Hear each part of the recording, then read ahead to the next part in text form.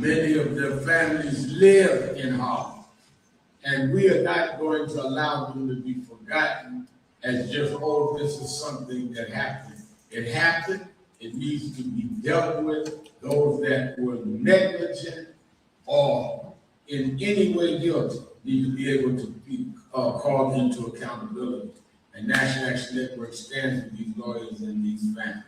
If they thought we were going away a year ago, today will let them know not only are we not going away, I'm reading about people in other areas that are receiving certain kind of attention, and Harlem is being ignored.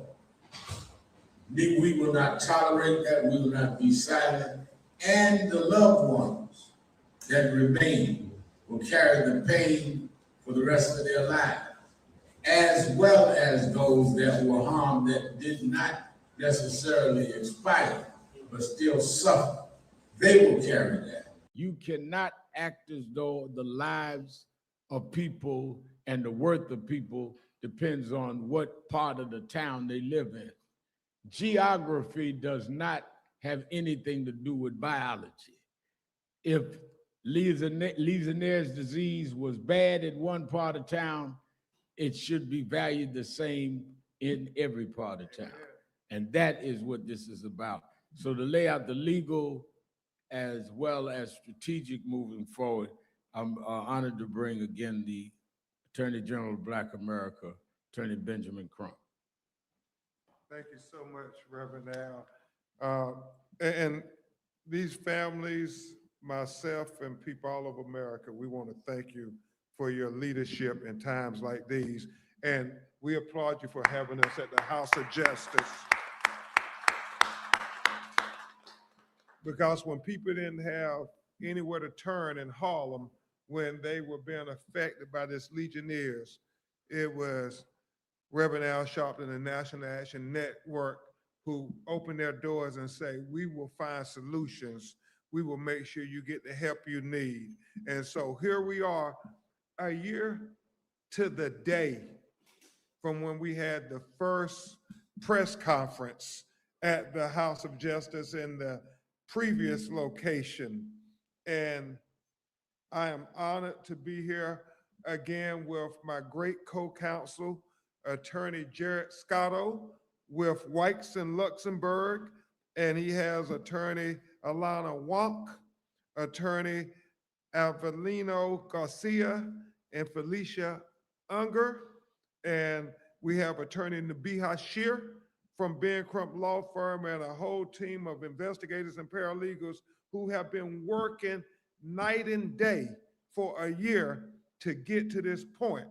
And Attorney Scotto, after I finish presenting to you, is going to give you some details to how much work we have done to be able to connect all the dots and let people know, Reverend Al, what really happened to cause this tragic outbreak of Legionnaires' disease. And I love when my mentor, Reverend Al Sharpton, said last year that Harlem is the center of Black America. Historically has always been. That does not mean Harlem should be the center of a Legionnaires outbreak in the city of New York. And so we're here today telling people that Harlem should never get less than. It should get everything that everybody else gets. So he's addressing the Legionnaires outbreak that happened in Harlem. We are going to be talking about Christine Wonsley. Just bear with me. Deaths, our firm represents 6 of the 7 people who died as a result of this Legionnaires outbreak, and we filed 3 new lawsuits today. The lawsuits that we have filed are against the defendants, the City of New York, New York City Health and Hospitals Corporation, Skanska USA Building Inc., the general contractor, New York City Economic Development Corporation, Nowco Company LLC, KSW Mechanic LLC, Kim Aqua Incorporated, and Rising Sun Construction LLC. And I will tell you, Attorney Scotto and I, we will talk a little bit about it and answer your questions why we sued these defendants, because it is very important that if people are pointing the fingers, that we make sure the right people are held accountable to these beautiful citizens of Harlem. It matters. It matters. And Reverend Sharpton, we are here with these families. We had 9 families, now 10 families have joined us who suffered from the Legionnaires outbreak last year. Nucio Quanto, who was the first person to come forward who had been diagnosed with the Legionnaires, and he was a worker working on the Harlem Hospital and the New York Public Health Lab. And as a result, he'll tell you in his own words, he was forced to retire after he got the Legionnaires. And it still affects him to this day. We have Mimosa Israel, whose nephew died as a result of Legionnaires. We have Lakeisha Plowden, the fiance of Bruce Scott, whose daughter Brooke is also here. He died as a result of the Legionnaires, and Ms. Plowden can tell you it's only a mother who has to answer questions of her daughter why this day is so important and getting accountability for the death of her soulmate. We have Gloria Cooley, who is here with her daughter June, and both of them were diagnosed, and Miss Gloria stayed almost a month hospitalized, and we are just thankful to God, Reverend Al, that she's still here, because we were not so sure this time last year whether she's gonna survive. So God left you here for a reason, Miss Gloria, and we're so happy that you are here.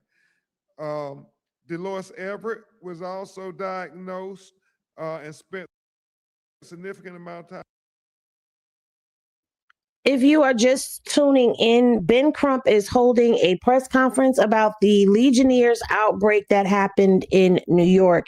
And he's going through the list of names of people. So we're going to get into Nolen Wells and his mom, and we're going to talk. It's going to be an uncomfortable conversation this morning, but we're going to talk. But I want to bring y'all up to speed on things. So let me go ahead. And this article is from July 30th of 2006, which is this year, 2026. And this was on the local NBC4 News in New York. Legionnaires outbreak on the Upper East Side. The city says a 7th person has died now. Let's get right to News 4's Andrew Sipp joining us live with the latest. Andrew, what have you learned? Right, Natalie, let's put this in context for you. This was not a new case of Legionnaires. The person who passed away today, sadly, had been hospitalized for several weeks. We want to show you the latest numbers from the New York City Health Department. There have been 92 cases. 5 now remain hospitalized. 67 not hospitalized. That number was 66, rose to 67 today. The person who passed away no longer hospitalized, and the death toll now stands at 7. So, if you don't know what Legionnaire disease is, it's a severe lung infection, a type of pneumonia, and it's caused by the Legionella bacteria. Now, you catch this by breathing in tiny water drops or mist that contain the bacteria. And common sources of this are large building cooling towers, hot tubs, shower heads, decorative water fountains. And it does not spread from person to person. Okay? This is something that anyone can be exposed to. Anyone can get sick. But people of the age of 50 and older, they're at a higher risk. Okay. current or past cigarette smokers, they're at risk. People with chronic lung disease or other health problems, they're at risk. People with weak immune systems are at risk. Now, it's not contagious, but that means that these people have been exposed in a great way. And so, as of Ben Crump said, they have 11 people with cases with them. So this news broadcast that I'm showing y'all, this is calling the seventh one. So that seventh person to die. Okay. And many in the neighborhood continue to say that more should have been done. We are asking why. Why didn't we have more inspections? Valerie Mason of Community Board 8, which represents Upper East Side zip codes impacted by Legionnaires this summer, concerned city health officials did not aggressively prepare. We think an inspector should have been out earlier to make sure that these buildings were complying with the law. But as News 4 first reported this week, city health officials insist they have been proactive, issuing more than 100 violations to building owners. As you probably know, the culprit in many Legionnaires cases are the mechanical cooling towers on top of buildings. Not the iconic water towers seen here, but these more industrial-looking machines. So he's talking about the big boxes in between the water towers. So if you're not familiar, yes, that's what I'm thinking, Mysterious Seven. I think they were all in the same area. Okay. And so what they're saying is in New York, on top of the buildings, there are those big water towers, which I know it's kind of darkened because I paused the video. But what you see at the top here, you see the water towers, and in between the water towers are those cooling units that they're talking about. But these are on top of a lot of buildings in New York City.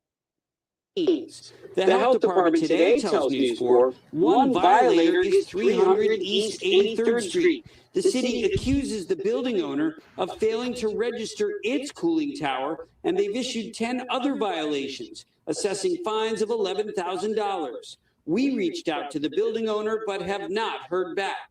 I'm concerned, but I'm just trying to be safe. Some neighbors still feel anxious, especially when this summer marks the second straight year of a Legionnaires outbreak. Last summer, 7 died in a Harlem cluster. That motivated city lawmakers to pass a new bill requiring cooling tower inspections every 30 days. So that's how this came to be. Okay. And so according to CBS News, they are playing Ben Crump and Al Sharpton's press conference right now. And so it says that several lawsuits are being announced this Thursday against New York City and others connected to a deadly Legionnaires outbreak in Harlem. Families affected by the 2025 outbreak are expected to stand alongside Ben Crump and Reverend Al Sharpton to announce 4 lawsuits. Okay. They will target the city, New York City Health and hospitals, and contractors responsible for maintaining cooling towers. Okay. They claim cooling towers connected to the outbreak weren't properly tested or maintained, and people weren't warned quickly enough about the danger. The outbreak lasted several weeks before health officials declared it over. In total, 118 people became sick and 7 died. Okay, we just saw that 7 people have died. Investigators linked the outbreaks to 12 cooling towers across central Harlem, including towers at Harlem Hospital and the city's public health laboratory. So you've got a hospital and a public health laboratory that had a Legionnaires outbreak in it. Imagine that. So CBS News New York has reached out to city officials for comment and is awaiting to hear back. This comes as health officials recently announced there is no longer an elevated risk of exposures to Legionnaire's disease on the Upper East Side. 7 people died and 92 people tested positive in connection to the cluster. Now, what I don't like about that is they're saying on the Upper East Side, but what about in Harlem? The Upper East Side is affluent. Shaking my goddamn head. Okay. A window of one of the victims said, I'm sorry, a widow. I said a window. Child, put your glasses on. A widow of one of the victims said she plans to file a lawsuit after health officials determine the source of the outbreak. The intended action will target the owner of the Upper East Side building who failed to properly maintain its rooftop cooling tower, her attorney said. New York Governor Kathy Hochul signed a litigation aimed at strengthening inspection requirements for cooling towers. And the law signed Wednesday requires twice yearly certification, faster remediation, and stiffer penalties for violations. But attorneys say those changes don't erase what happened last summer, and they don't. And they don't. Okay, they don't. Let's tap back in with the conference now that we have gotten a little bit of insight into what this is about. Let's go ahead and let's tap back in with them. When Attorney Scotto talks, the context of what we're saying from those that are the ones that are suffering from it. So let's start with. Okay, we're gonna start with Lucio, then we're gonna go to Miss Gloria. I remember Lucy. I find it disheartening that after I was diagnosed with Legionnaires, that my coworkers. Say your name. Oh, sorry, Nunzio Quinto. Like I said, I find it disheartening that after I was diagnosed with Legionnaires, that my coworkers were not notified, and I found this out a few weeks afterwards. And evidently, neither were the people in the neighborhood that lived there. They were also in danger, and that's something to think about, isn't it? How people try to hide when they're doing something wrong, isn't it? First of all, shout out to my New Yorkers. Do you hear that? The hard New Yorker coming out in him. I love it. But did you hear what he just said? He said that his coworkers were not notified. The neighborhood was not notified. And he's absolutely correct. How people will try to cover up their wrongdoing. We're seeing it in every case that we can possibly see. We've seen it in the Carmelo Anthony case. They tried to cover up that gentleman's deal. We're seeing it in the Nolen Wells case. They're trying to cover up what was going on down there. And now we're seeing it here. Okay. Shout out to New York. I miss home. I got to go home and visit some, but this ain't about me. Thank you so much, Lucio.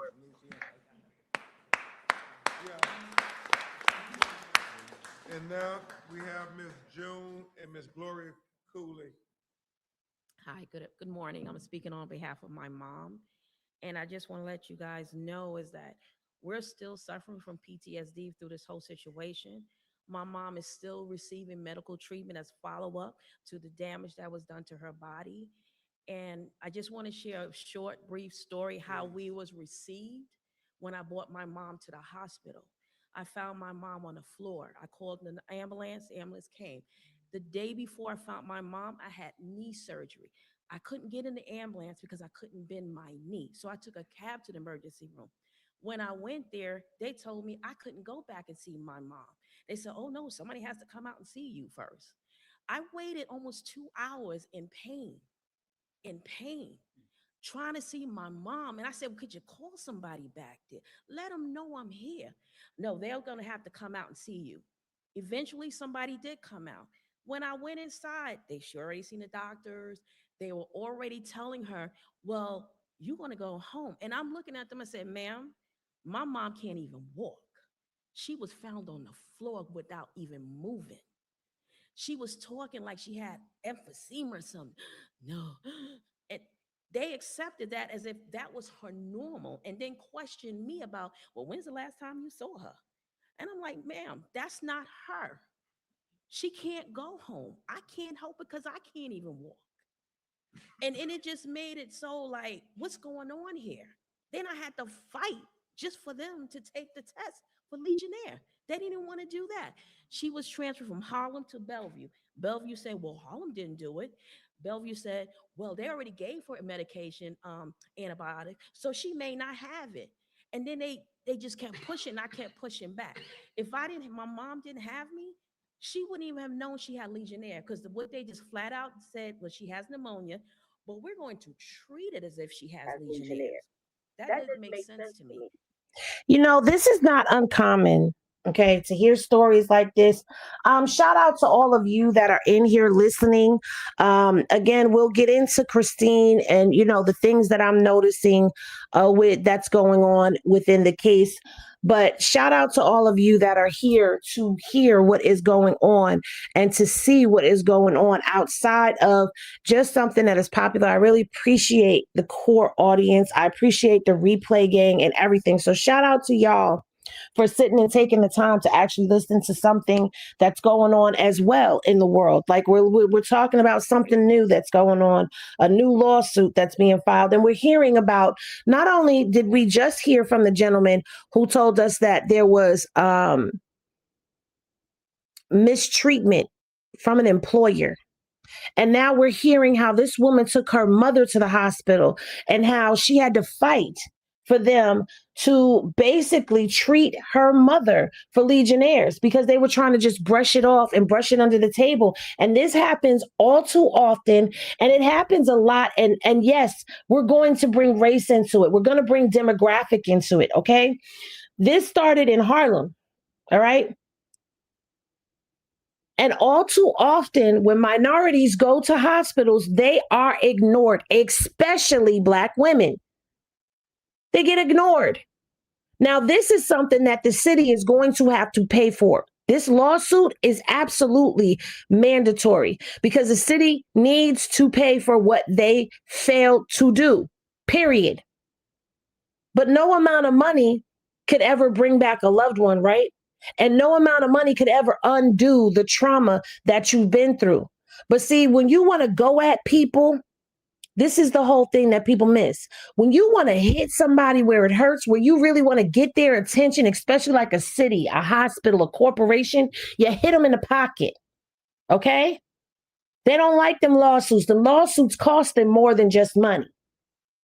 I'm gonna shut up. Let me let them. This is your first time hearing about Legionnaire's disease. It was my first time hearing about it as well when the outbreak happened and all of that.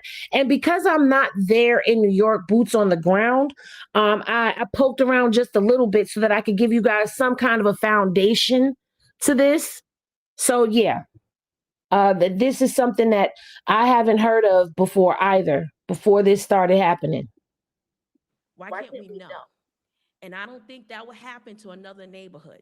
I don't think that treatment would happen to another neighborhood. I don't think so. And then she had to go to rehab because she still couldn't walk. All this time she in the hospital, she's still bedbound. And this is the person they wanted to send home. I'm like, what's going on? That's all I have to say. Thank God you were there for your mother, Jill. Thank you. And then the final family we will hear from is the family of Bruce Scott, who was a young man who died as a result of the Legionnaires. Good morning. My name is Lakeisha Plowden. I just want to say that it still bothers me and my daughter today. My daughter, she doesn't want to leave my sight unless she's in school. She doesn't want me to go anywhere out of her sight because the last time she seen her dad, he was leaving to go to the hospital in the ambulance, and he never came back after that. So for me, it's very hard because I have to deal with it, and you know, I'm a single mother now, so we don't have her best friend, and we don't have my soulmate anymore. We're gonna fight for you, Lakeisha, and especially you, Brooke. We're gonna fight for you. Attorney Scotto. Thank you very much, Rev. I want to thank Reverend Al, and I want to thank all of the members and the staff here at NAN for welcoming us and allowing us to work so hard for this community. I want to thank my co-counsel and someone who's become a little bit of a mentor to me, Mr. Ben Crump. I want to thank everybody at my firm, especially the team that I'm working with, Alana Wolk, Avelino Garcia, Felicia Unger. and everybody else at W&L who supported us and all of our clients as we've worked so hard on this litigation since July of last year. Ben Crump Law and Whites in Luxembourg represent 52 people who were sickened and killed as a result of the 2025 Harlem Legionnaires outbreak. This morning, we filed 3 new lawsuits alleging the City of New York, Skanska, many of Skanska's subcontractors, and other named defendants were negligent in maintaining the cooling towers at Harlem Hospital and the New York City Public Health Laboratory located at 40 West 137th Street. In the year since we started working on these cases and working so closely with these families, we've learned a lot about what happened, and we've learned a lot about the things that should never have happened. Legionella bacteria is a naturally occurring bacteria. It's found in fresh water. Cooling towers, there were over 6,000 cooling towers in the city of New York, require fresh water in order to run. So they do take in fresh water. Now, there have been outbreaks in New York City in 2015, 2022, 2025, and here we are again in 2026, talking about a widespread diffuse outbreak just a few blocks south of where this outbreak happened last summer. Okay. So there you have the demographic. It's just a few blocks south of where this original outbreak happened in 2025. So they're within proximity of one another. How awful is this? And you've got a young girl, a little girl, who was traumatized by this. Like, this is the shit that people don't think about when stuff like this happens. And you know what? Let me go up here because Swagger made a very good point. He said they're finding new ways to get rid of people on free Medicaid. Pay attention. I don't think that it's just Medicaid, but I do feel like they are finding new ways to get rid of people, to free up resources, to free up space, to free up. They're doing. And let me put my tinfoil Koofy hat on for a second. This started in Harlem, and then it spread to the Upper East Side, right?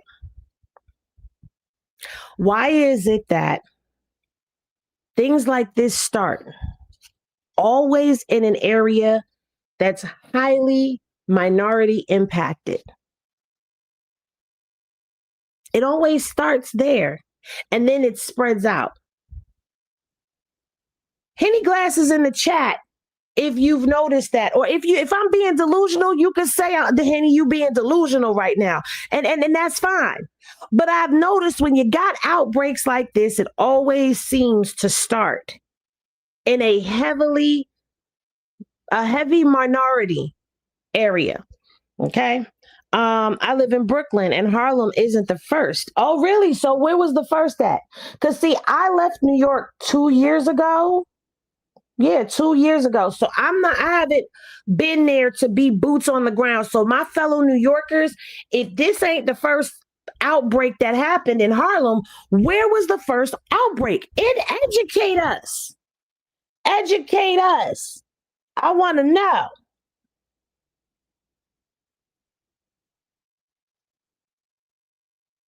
Bill Gates been on viruses ever since we had the Auntie Roro 19 came through this mug. They was going to Bill Gates like he was a number one leading authority.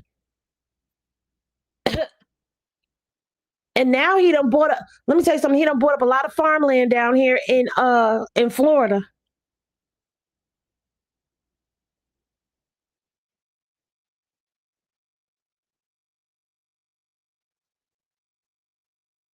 You had a moment.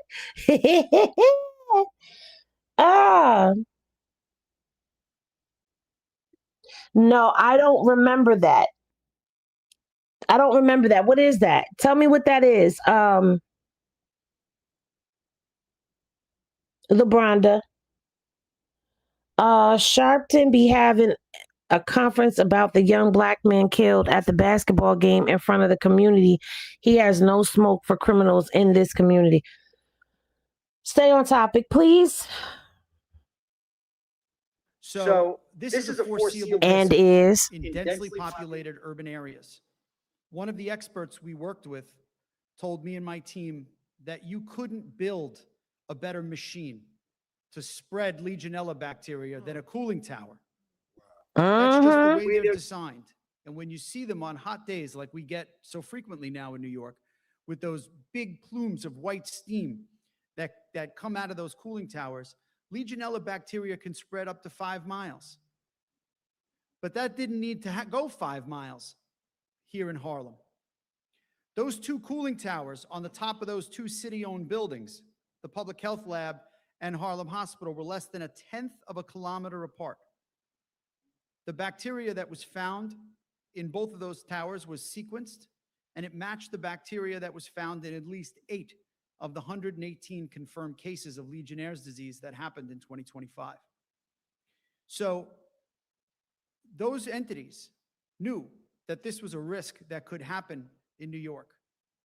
They knew that it was possible for that bacteria to spread and make people so sick and make people die.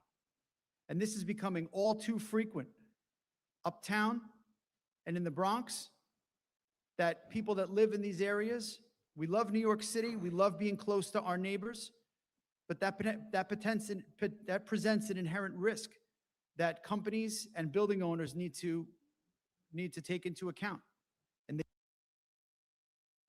okay. So Co-op City had a Legionnaires outbreak 5 years ago. I don't remember that outbreak. I don't remember that. You said 5 years ago. I've been going from New York for 2 years because I'm a fellow New Yorker. Hello. Shout out to Yonkers. Shout out to those New York City. I don't remember that. I'm not saying it didn't happen. I don't remember. But I do recall hearing Legionnaires before. These outbreaks are just becoming consistent and closer. While I was little, there was an outbreak in the village. See what I'm saying? I remember hearing Legionnaires, but I don't remember. I'm not going to hold you. 5 years ago, I wasn't even a content creator, okay? So don't come for me.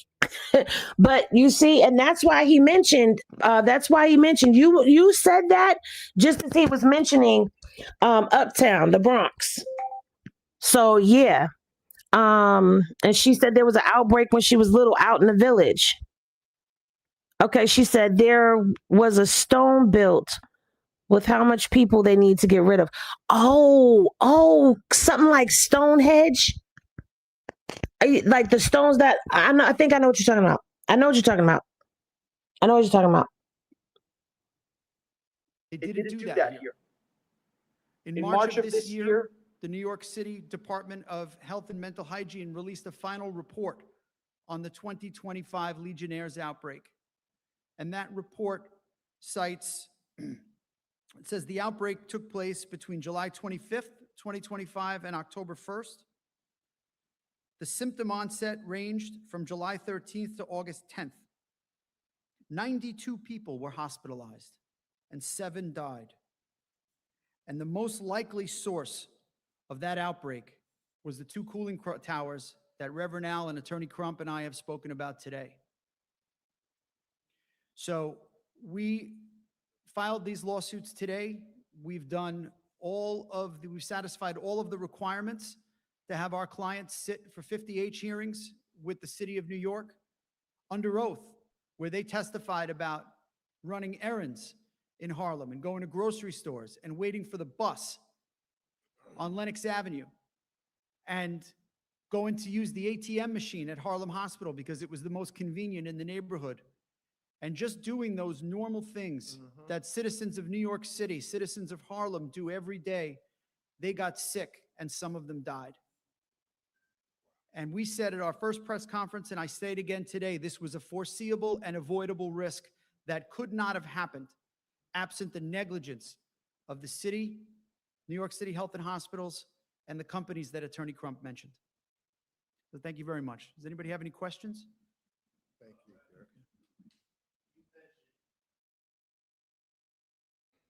Okay, so what you're talking about are the guides, the Georgia Guidestones. That's what you're talking about, where they said that to maintain humanity under 500 million in perpetual balance with nature, which implied a massive reduction from the billions of people on Earth. Yeah, yeah. That's what I thought you were talking about. They're called the Stonehenge, where basically, according to those stones, we're overpopulated. And see, we got our tinfoil kufi hats on this morning. Let me go back through the comments and see what y'all are saying. So they are going full throttle with this lawsuit. I applaud them. I champion them. I know a lot of people, say things like, oh, well, Ben Crump and Al Sharpton, they get involved. It's only for money for them. I think that they get involved to shine a spotlight on things. When their name gets attached to something, it's going to get lights, camera, action, and it's going to get traction to it. At the end of the day, I may not always agree with the way that some things are done. Like in this case with Nolen Wells, I didn't agree with some things that Ben Crump has said, but I'm not going to discredit him or take anything away from him. And when I say the things that he said, I really mean like his social media, him having to come back and retract or, correct himself because of something that was posted on his social media that everyone ran with, things like that. But that doesn't take away from the fact that I will say, if it wasn't for Ben Crump, we would not have gotten as much exposure from the Nolen Wells case that has been given to this case because he's attached to it. So, when he's not out and he's not speaking and he's not talking and he's not, campaigning for what it is that he's covering at the time, I feel like it doesn't get the attention that it deserves. And I also feel like if you're tired of seeing Ben Crump, then damn it, you become a civil rights lawyer. You become a civil rights lawyer and you take up the cause. Because there's a lot of people, including Black people, that are, and I'm especially talking to my melanated people, that are complaining about him, that feel that he's a grifter, he's out for money, this, that, and the third. There's a lot of melanated people that are feeling that way. But I don't see y'all going to law school and then going and becoming a civil rights attorney. I don't see you doing that. I don't see enough people that are stepping into the ring, so to speak. I salute and respect civil rights attorneys because they're there to protect your civil rights as a person. And ain't nobody going to do their job for free. So that's why you've never heard me saying them raising money and doing all of this and doing all of that. You've never heard me get on here and say that on my platform. You've heard me criticize him for getting behind something and not properly verifying it or vetting the source and standing behind it. I've said that. But I've never criticized him for being on a case because I understand the importance of him being on the case. You don't have to agree with the way that people handle stuff. But if you're not going to step in and step up, then shut up.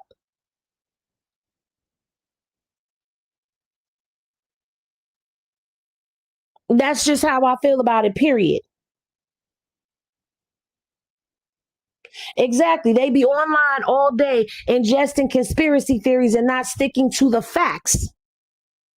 I have a question. Has anyone considered Katie? That's in question, perhaps. Go by Katie middle name. Just a thought. I have considered Katie. I have gone through multiple different theories on this channel. And I call them theories because no matter what we think we have, we don't know what is solidified evidence. Okay, we have very, very small amounts of evidence. And my thing is, us on the internet, there's people close to this case, like Ben Crump, like Nolen Wells' mom. And they don't even have a full story. And if they do, they haven't come out and given us the full story because there is still a grand jury investigation that is going on. So if we don't have all of the information, how could anyone ever feel like they know exactly? They have exactly. This is the proof. I don't say that because I don't know. Okay, this is an ongoing investigation. Now, what I want to show to y'all, we're going to shift gears and we are going to talk about Christine because what I want to show y'all, hold on.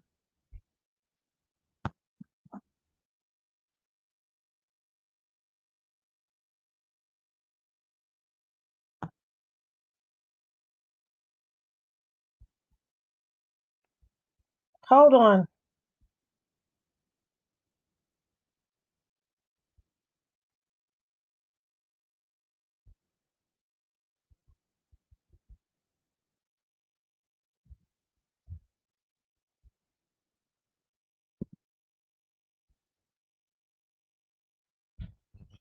Hold on. Hold on.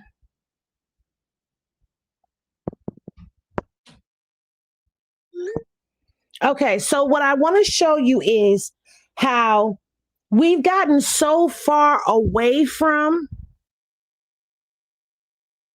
what happened to Nolan Wells. Look at this. Now, I just put this into my Google a little while ago, and it just says Nolan Wells update. Well, let's see. Magnolia State Live. What are they talking about? His mom being probed. His mom's going before the nursing board. Third person charged with threatening a witness in the Nolan Wells investigation. Arrest made following threats, threatening a witness in the Nolan Wells investigation. Arrest made following threats to a judge, witness in Nolan Wells investigation. Live updates on the Nolan Wells case. Nolan Wells reports include photographs of friends' boats. These two right here are, but do you see how we ain't getting, look at this.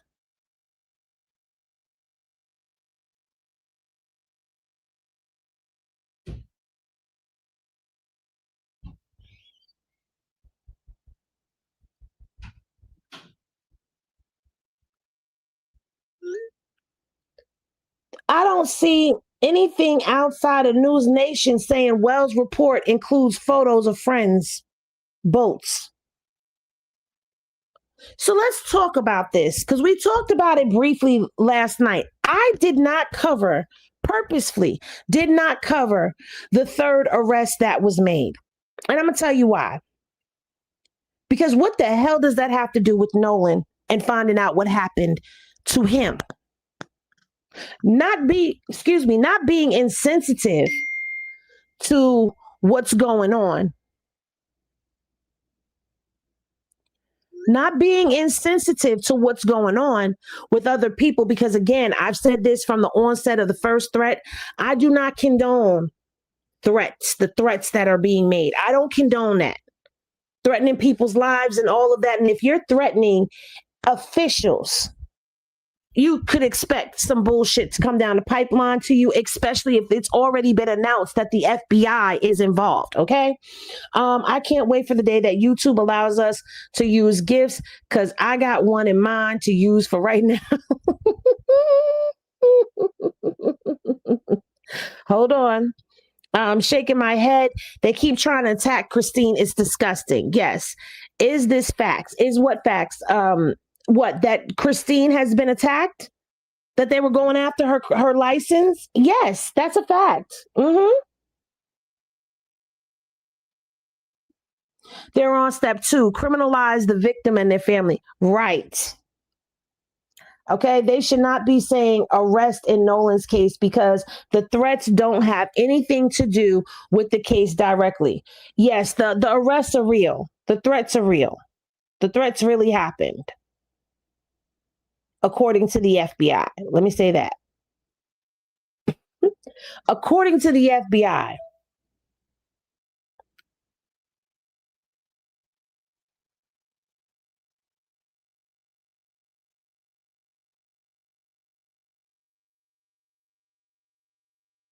So you had a gentleman that was out there in California who was arrested. You have a woman that was, well, I really don't want to pay them no mind, but 3 people charged with threatening judge, witness, and officials tied to Nolen Wells investigation. Okay. So you have, and see, I don't even know very much about the 3rd arrest. So you have Edward James Porter of Illinois. So you had someone in California, someone in Cincinnati, and someone in Illinois now, allegedly called an unnamed witness on July 31st and threatened to unalive them and their family, according to an affidavit. Porter also allegedly told another person in Mississippi in a phone call that he would cut them up and put them into a suitcase. Porter was charged on July 31st. Oh, no. Was that the first? No. Okay. July 31st in federal court in the Southern District of Mississippi. Okay. The Ohio woman who was charged was allegedly placing tick, tick, boom threats to a Georgia court chancery clerk's office. And she also made threats to the Jackson Sheriff County's office as well on July 23rd. She called the clerk's office 21 times saying the clock is ticking. In California, a man, Joseph Alfredo Vasquez Demars, was charged on July 14th, and he was making threats as well to the judge. Okay. But now, what does any of this have to do with the tea in China? Okay. And they say this is the crazy part that I don't like about any of this, what legacy media is doing. First of all, why are we putting Nolen Wells in this? And then you're leading with his photograph. You're leading with his photograph in this story, although you're talking about 3 people that were charged with threatening the judge and witnesses and officials. Why don't you have Judge Ashley Cole, Sheriff Ledbetter?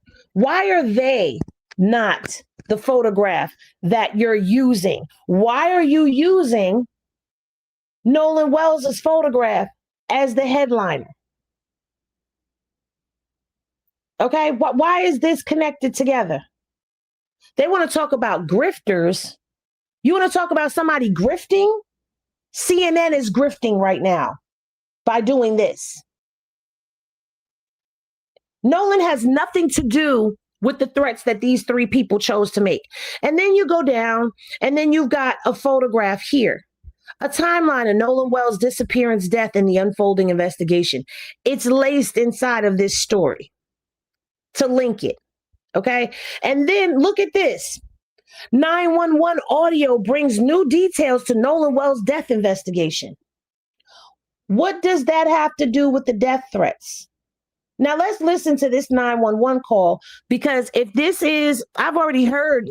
Let's listen to it. He said that I'm the chosen one who set things right. But do we believe? Let's see what it is. D. Silver said it's called reaching. I'm going to go a step further and say I'm going to call it clout chasing. Y'all doing whatever y'all can to attach this to this case. And the family and Nolen have nothing to do with what these people chose to do on their own. And nearly a month after the death of Nolen Wells, public interest in the case is growing, and his family now demanding answers as investigators work to piece together the Mississippi teen's final. Hold on. First of all, let's correct him. Hi, legacy media guy who's reporting on CNN. Let me correct the record for you. He said a month. It's been a month, right? Let's go back. What did he say? Demanding answers as interest in the case is growing, and his family now demanding answers as investigators work to. And nearly a month after the death of Nolen Wells, public interest in the case is growing. First of all, public interest in the case has been growing. What are you talking about? And his family now demanding answers. His family now demanding answers? No. His family is not now demanding answers a month after his death. His family has been demanding answers from day one. Let's correct. Since legacy media likes to critique and correct content creators, independent journalists, bloggers, and podcasters, correct the record. We've been interested from day one. It's been talked about on social media. And the family has been demanding answers. Investigators work to piece together the Mississippi teen's final hours. A new piece of audio from a boat trip is raising some questions about what happened the day he disappeared. This is not new audio. I believe I've already heard this audio before. Let's see. CNN's Ryan Young picks up the story. Yeah, this is audio from a call that the friends made after they left Horn Island. Let me ask y'all something. I'm sorry to go here, and I'm not race baiting, but I'm trying to point things out for those people in the back that don't get it. Have you noticed that on these big media platforms, it's always the black folks talking about the case? See how they switched over? And TMZ, Charles was the one that was out here stepping and trying to speak on the audio. Remember, TMZ dropped the audio from the time that it picked up the call, but they forgot to post the part before that. And so then here came Henny and dropped down the music and posted it. And then they had to come back and post the beginning of the audio, but they waited like 2 days before they did it. Because I dropped that the same day they dropped it. And then Charles had to come and do damage control. I'm just saying, I've noticed it. Shout out to Coco. Thank you for dropping a gem on the channel. I appreciate the support. And thank you to Latrina for dropping a gem on them and supporting the channel. She said, and did pacifying us. Listen, just report the goddamn news. That's it. They were calling for a CETO. They say they were taking on water. And you have to remember this happened on July 4th after the friends say they left Nolen Wells behind because he said he was. Hold on. I know you fucking lying. I know you lying to me. I know CNN is not just now getting up on the CETO call. And they're calling it a 911 audio. CNN? Y'all tardy to the party? Going to stay on that island and hang out some more. As friends tried to make their way back to land, apparently they started ticking on water, and that's why you hear this phone call where they're describing what's going on and how they need help. Take a listen. It looks like you're on Horn Island, correct? Are you yes, on we are at Horn Horn Island. Yes. All right. Is the boat sinking or you have it aground? We were sinking, yes. Is it aground is the question? No, we're not aground. We are in Okay. 17 foot of water. We're in 31 foot of water. Now, we are aware that online there are people who believe they've been able to dissect this call and find additional information. We're not able. Here it is. Here it comes, y'all. We're going to send him out here to give y'all the uncomfortable news. Yes, I know Don Lemon used to work for CNN.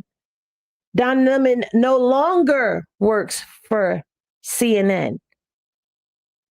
And do you know why he doesn't work for CNN, Steve? Do with that as you will. To verify that sort of information right now or separate the call in the manner that people online believe they can. So right now, there's just a lot of questions about this. And let's not forget last week, the DA who's involved in this investigation instructed the agencies who are investigating not to speak about this case publicly. It's been about 25 days since Nolen Wells went missing. Okay. So let's pause. Hold on one second. Let me look, Pookie. You said on Tuesday? Yes. Thank you very much. I did. Let me heart it so you know I got it. I apologize. Yes, I got it. Thank you so much, Danielle, for supporting the channel and hitting the Cash App. All tips are always appreciated. So they sent him out here to tell us that they didn't hear anything. They couldn't hear anything. You're a goddamn lie, because even with the music on, I could still hear that there was something going on behind that music. And if you drop the music, it's not that you can't hear, it's that you don't want to hear. But then do you hear how he tried to spin that and say that the district attorney told them not to be discussing the case? So he's trying to say, but yet here they are. The subtext to that text is, yet here they are releasing information. Well, smarty pants, that information was released before the DA said that. Now, how about that? How you like them apples? How you like them apples?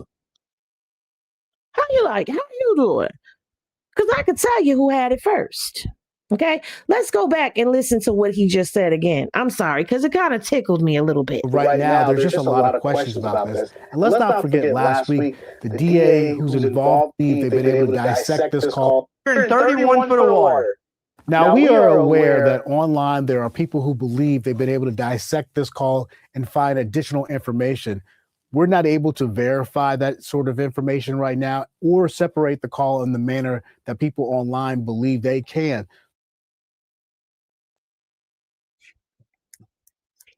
If this ain't proof to y'all that legacy media be in on the play, I don't know what else will show you that. If this doesn't show y'all that legacy media has to run the narrative the way their higher ups are told to run that narrative, I don't know what else will tell you. How is it that you don't have a sound engineer that would be able to do what Janetta has done?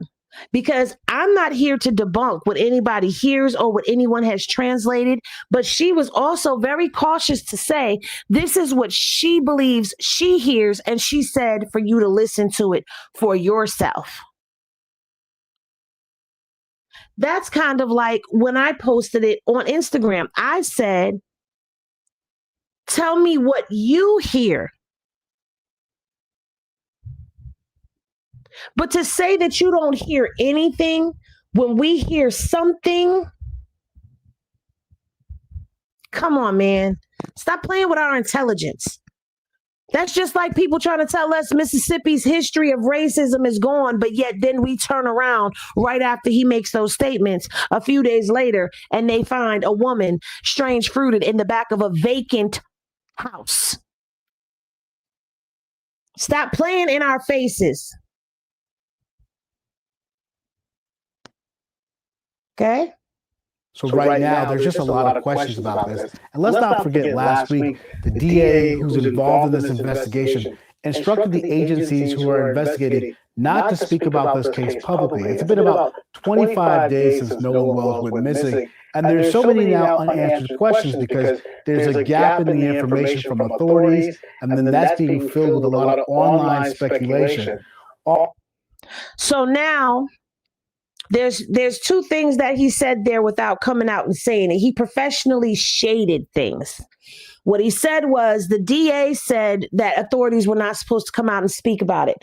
So he's trying to say something without saying something against the MDMR and CETO for this call coming out. He's also saying that there's a lot of unanswered questions, which we all agree with. There are a lot of unanswered questions, but then he's also going on to say that it's been filled with social media speculation. So what he's trying to say is that social media has been filling in those blanks with misinformation without saying we've been filling it in with misinformation. Sir, we are out here looking and investigating something that you guys don't seem to be doing, and you're picking and choosing what to play and what not to play. Just like when this a phone call came out on was it CBS or ABC? Tell me down in the comments, was it CBS or ABC? That they chopped and screwed. Not only did they chop and screw Trayston's interview, which I can verify that, not taking a side, but I'm just saying I can verify that because I played the audio that they played and then I read the article. And in the article, there were things that weren't in the audio that was in the article because they did a write-up on him as well. And if you don't believe me, go look it up for yourself and you'll see it. I already covered it in a previous video. But they pick and choose what they want to cover. Why haven't y'all covered the MDMR report? Now, I want to go back to a comment that was made in the chat because I felt it was very interesting. CK says, the call doesn't matter. Forget about it. Witnesses saw Nolen at 6 p.m. No, we can't forget about it, CK. You can't say forget about it because people are hearing, people are believing they hear Nolen's name. I believe I heard Nolen's name. That's what caused me to drop the music on the audio, the video when I posted it on Instagram. Because I heard his name. Even with the music playing, I heard, oh shit, Nolen. You can't say there's nothing there. Now, they do have the MDMR in-house report that did say that someone saw him. But see, that's still yet to be confirmed because that may be the time of the email. I'm not sure what that 6 p.m. is, even though Warren came out and said that a buddy of his said that he saw him. And now there's a mysterious man and woman that said that they saw him at 6 p.m. Trayston said that one of his buddies rode out at 8 p.m. Did your buddy see him or not? The only thing that I will stand on is that Christine Wonsley, his mother, on July 5th, remember we talked about this, posted that she received photographs, and she even spoke about it on Roland Martin. She said she received photographs that showed that Nolen was still on the beach at 4:30. So we have no idea. And you got to think, we don't have all of the information. We're getting social media stuff. We don't know what's verified, what's not verified. And we're just reporting and keeping a record of things, okay? Yes, I agree, Mysterious. All of the anonymous crap is a cover-up. Nolen's mother should sue those that called her job telling lies. Right. We're going to get into Christine in a minute. That's speculation because if they went, and are protected, how do they know they went? Wait a minute, hold on. Let's see, because I got to go up and see what we're talking about. What happened to the charges for those that went after Nolen family, especially his mother? She's not pressing charges, but I still, in any case, let me tell you something. I know in a DV case or a case where somebody has assaulted or any of that, the state can absolutely pick this case up. The feds could absolutely pick this case up. At the end of the day, I feel like the first thing we should have heard was arrests were made for those who have been harassing and who have been threatening Christine Wonsley. I don't feel like the first arrest that we hear in this case should be an arrest was made to somebody who was making threats to the judge. An arrest was made to somebody who threatened the sheriff's department. An arrest was made to one of the witnesses in the Nolen Wells investigation. I don't feel like those should have been headlines because what that says to me is it's more of the same and it feeds and fuels exactly what we think and it fuels our anger. That's what I meant to say. It feeds and fuels our anger because it is what we believe it is that is going on. This is what the optics are that you're giving us. You're basically telling us we will arrest you and take you down for threatening any official. But it's not showing that y'all give a damn about this family or the case. That's what it gives. I'm not saying that's what it is. I'm saying that's what it gives. That's the appearance.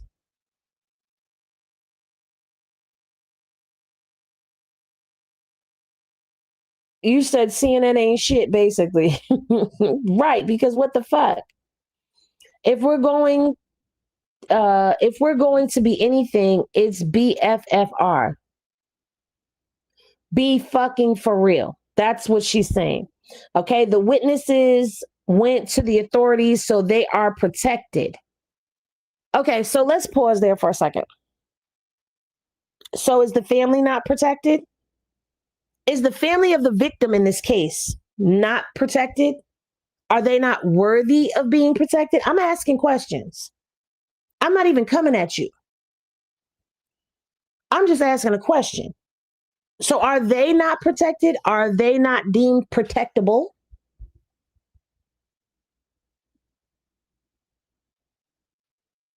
So now that's why Uniquely said that speculations, because if they went and are protected, how do they know they went?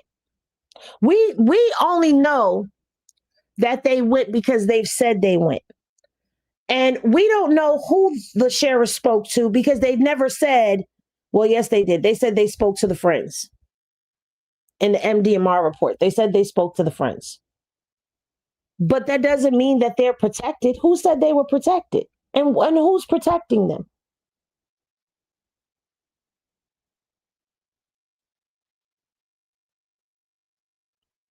Yes, absolutely. And this is why she said they want us to forget about the audio. I believe they're putting out fake pics mixed with real ones to confuse us. Be careful out here. I absolutely agree with you. I've been saying this, and I am so glad that somebody else is saying this now too, because I've been feeling like they're just throwing stuff out here to try to throw us off. And that's just like they're throwing this information out here to the news outlets. So the news outlets stop reporting on Nolen and report on the arrest being made, report on the fact that the mom's license is being threatened. Yeah.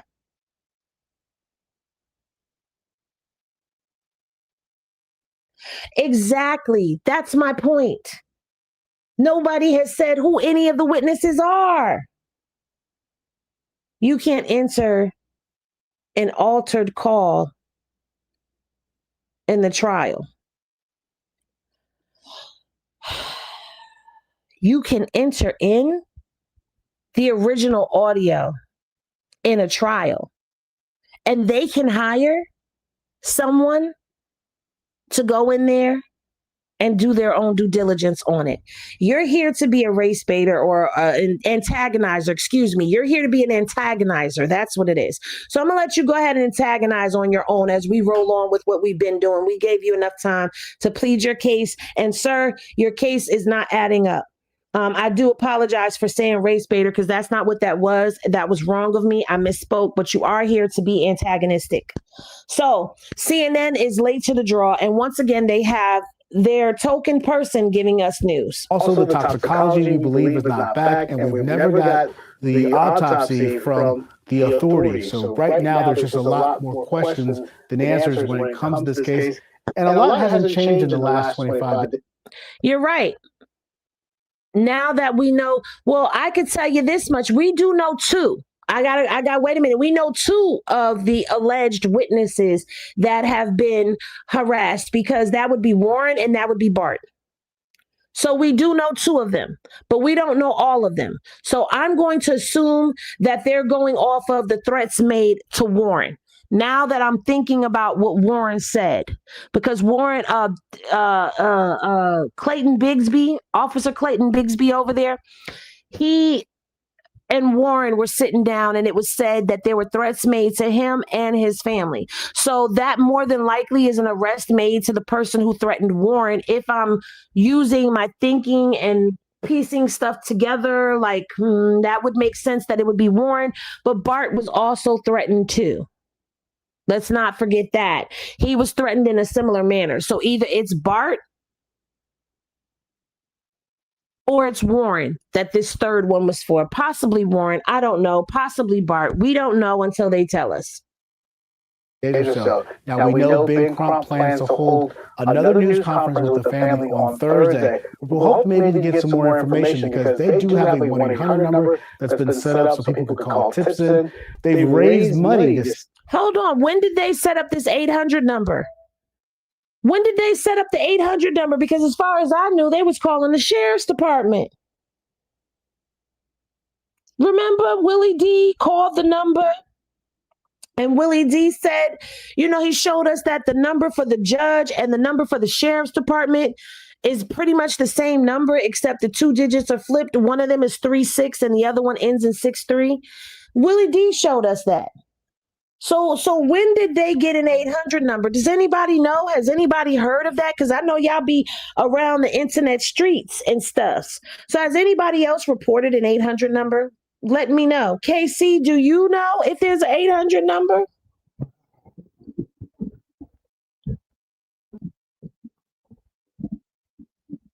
Did y'all hear that rumbling? That sounds like it's not too far from my house. I'm gonna have to get up off of here soon. She said, no. No, we ain't heard about no 800 number. Ben Crump has an 800 number, yes, but the sheriffs do not. Ooh, is legacy media slipping, y'all? Any glasses in the chat if social media is winning because you've got a lot of misinformation. See if they could get more information that's involved in this case. But at this point, we have no solid timeline from when investigators may decide to unveil some of this information. And on top of that, a lot of this information could be sealed for a grand jury. So we continue to watch and wait to see what happens next in this Nolen Wells case. Mm-hmm. Now, let me say something to y'all. Hold on. Before we get into the Christine Wonsley portion of our conversation.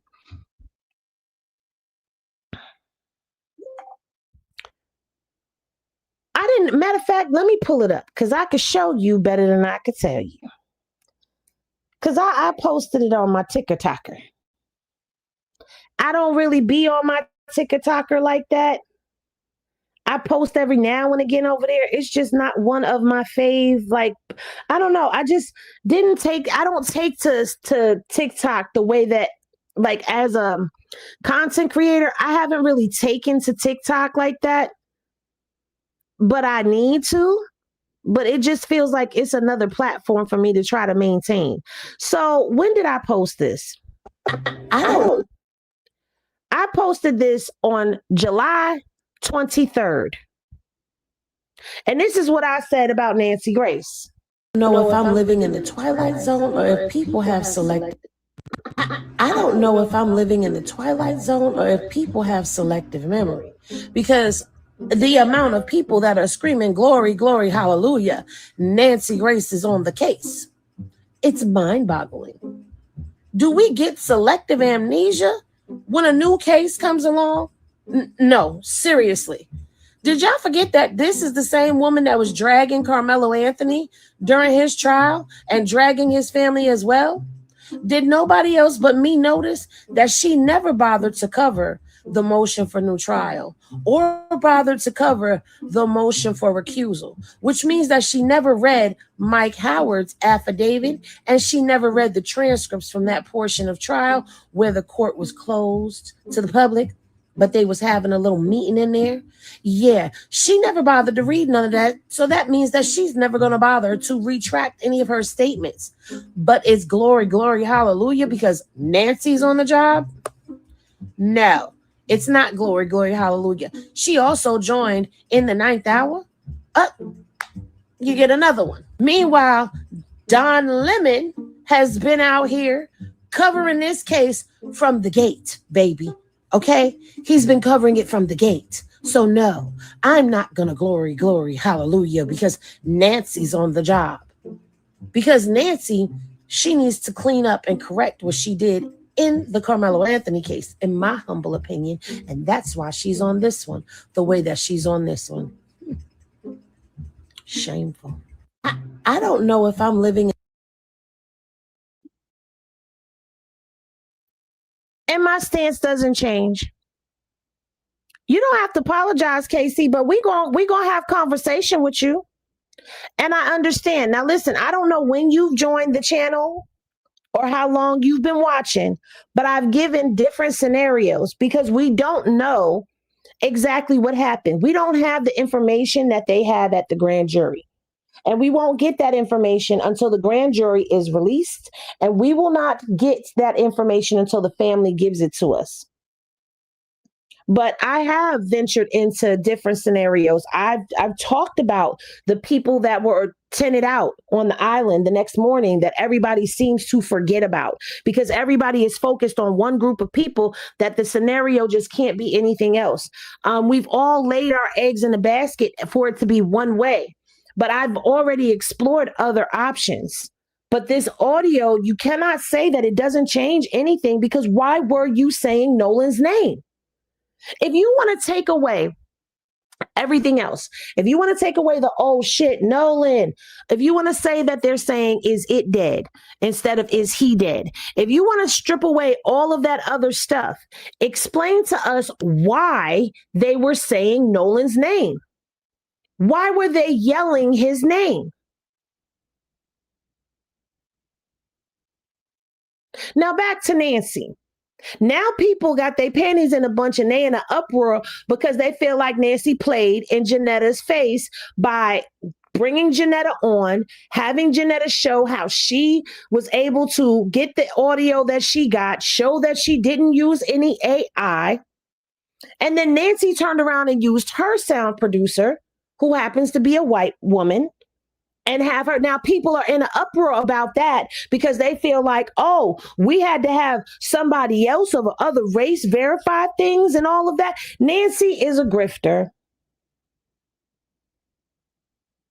And she grifts from case to case.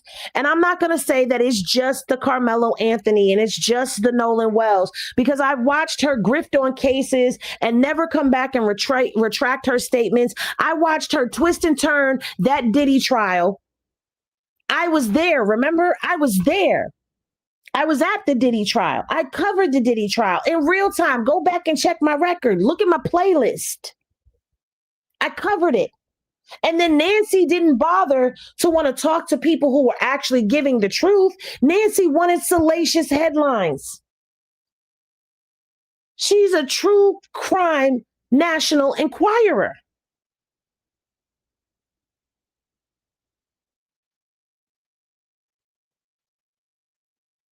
Now, I gave her a little bit of grace because when she first came out, she was verifying that the audio was real. But then you get the engineer that went viral for clearing the audio and putting a version that she heard out there and said, this is what I believe I hear. She never said what she said was factual. She said, this is what I hear. But don't take this to be fact. She told you, this is what I believe I hear. Now, her putting that up and people running with it and saying that this is solidified evidence, that's on people running with it. But she covered her ass. And she said that I'm not saying this is factual, but this is what I hear. Just like I told y'all what I heard. And I told y'all I wasn't watching no audio with other people's translations on it because that's suggestive. And that's not me running with, oh, you running with that side. No, I'm not. That's a fucking fact.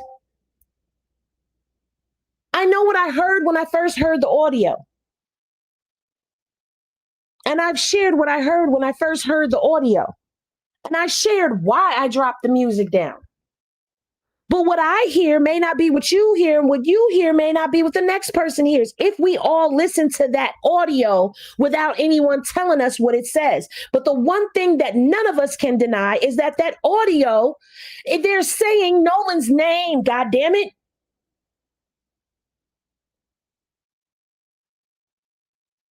Drop everything else. They're saying his name. Why?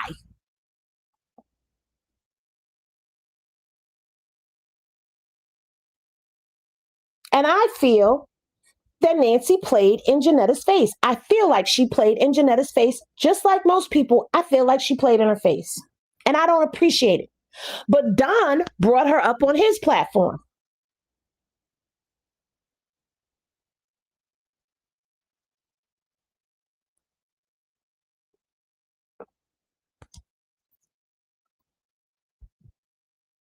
And I'm not saying that because Nancy Grace is a white woman and Don is a black man. That I'm not getting into any of that. Now, if that's what you heard and that's what you pick up, that's what you're saying. I'm talking about the journalism of it all right now. I'm talking about how she got that engineer up there and played in her face, in my humblest of opinions. Okay? Now do with that as you will.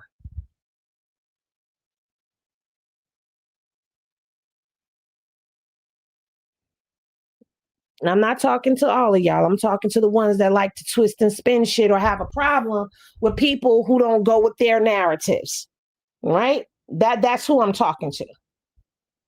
Now, I'm going to close this stuff out for Legionnaires because we've already covered that. And again, salute and shout out to everybody who stuck around to hear about the Legionnaires. That gives me confidence that we can talk about other topics, like we could talk about this woman who was found hanging in Mississippi. But now let's get into Christine Wonsley before we get into that information. She has been this mother. Can we talk about this? Can we talk about this? Can we talk about this? Can we talk about how the woman who carried Nolen in her womb, who birthed him out of her body, who nurtured him, who grew him, who clothed him, who raised him, who championed and cheered him, who, by all accounts, raised an upstanding young man, is now being re-victimized. Let's talk about re-victimization of someone. Let me put her up here on this screen. Let me put this picture up here on this screen for y'all. I don't give a damn. Yes, the Nolen stepdaddy, I don't give a fuck. He stepped up and stepped in, and they did an amazing job raising this young man. Next question, next problem. This woman birthed that baby from her womb. And she's being re-victimized. And for those who do not know what re-victimization looks like, it looks like this. A person has something wrong done to them, and they step forward, and they speak out, and they advocate for that, for answers. And instead of receiving answers, they are criminalized and they are weaponized against their own advocacy. This family is being re-victimized. They've already dealt with the trauma of having to bury their child and not know why or what happened. They don't know what happened to their child, and their child is in the ground. Let that sink in for those who don't get it. He's not waking up in the morning calling her. He's not cooking breakfast or making any more salmon.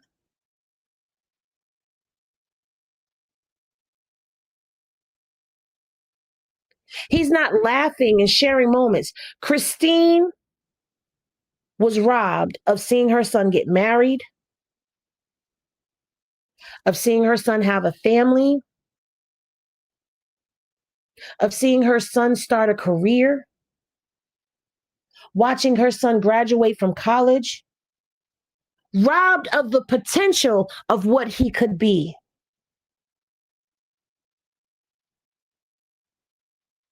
She was robbed. And she has no answers as to why she was robbed. How it happened. That's all she wants to know is what happened to my son. She hasn't asked why it happened, but that's a natural thing. Once you find out what happened, you want to know why. Why would you take this boy away from his mother? See, for me, this case is different. I'm not on here for clout. I'm not on here for clicks. I'm not one of the popular people. I don't get 100 and something thousand views, 50,000 views. I don't get that. So I'm not here clout chasing and clickbaiting. I'm not saying that everybody does that. I'm not saying that because there are some phenomenal people out here that do a great job. I'm just saying what I'm not.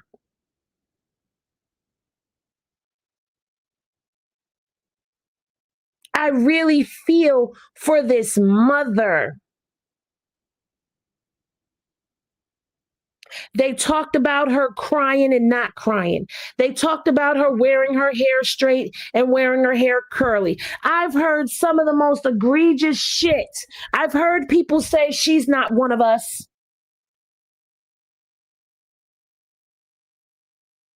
I've heard people say that she's doing this for the money. Are you fucking kidding me?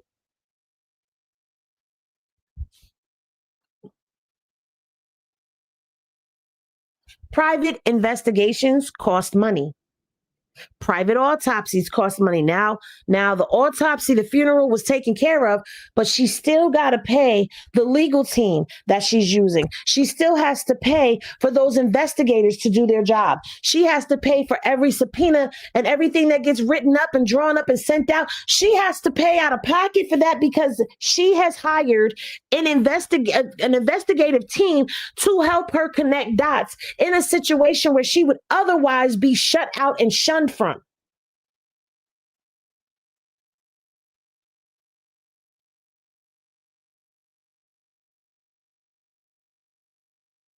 Then she turns around and people start leaving hate messages on her employment, her job website, hate reviews on her. And now somebody has made an anonymous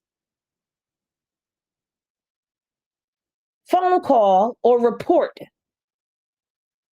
to the nursing board. It wasn't enough that her son was gone. Now you want to take her livelihood. You want to take her career away from her. You want to take her financial stability away from her. You want to take food out of her children's mouths. You want to take money that keeps a roof over their head and takes care of her other children. This mother lost her baby and she still has to take care of other babies and she still got to keep going. And they still want to rob her. They still want to re-victimize her. They want to villainize her. See, I think people have lost their way in the message. The message is what happened to Nolen Wells. Who did it? Why?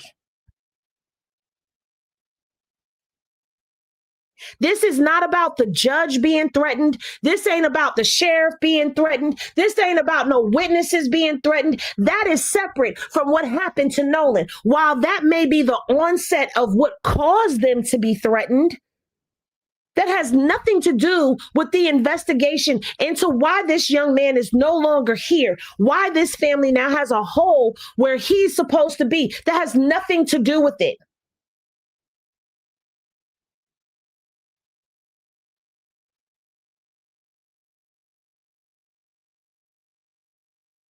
The only thing that I will say, if I have to say anything to Christine, the only thing that I would say is do not take these threats lightly.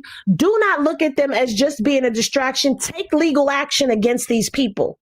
Don't be scared. Don't walk in fear, but take legal action against these people to let them know you're not playing. It's been a month and 2 days.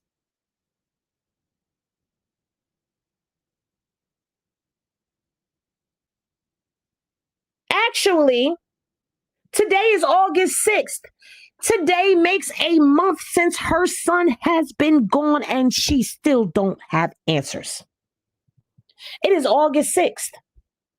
This is the day that they found Nolen a month ago, to the day that they found Nolen's body on the shores of Horn Island.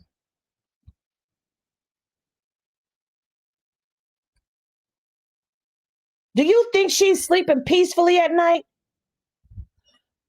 Do you think she's sleeping comfortably at night?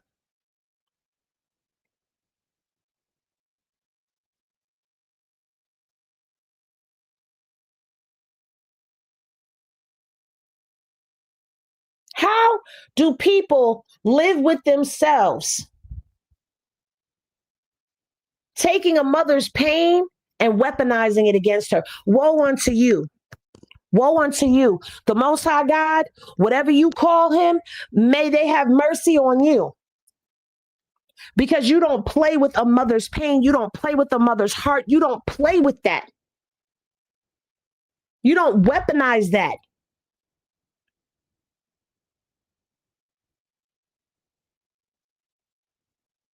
Please keep the Wells Wonsley family uplifted in your prayers, in your meditations, and whatever it is that you do.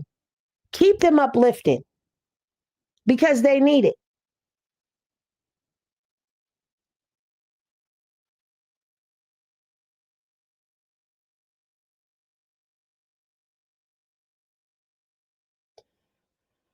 All right. So now let's see if there's any update on the woman found hanging in the Mississippi backyard.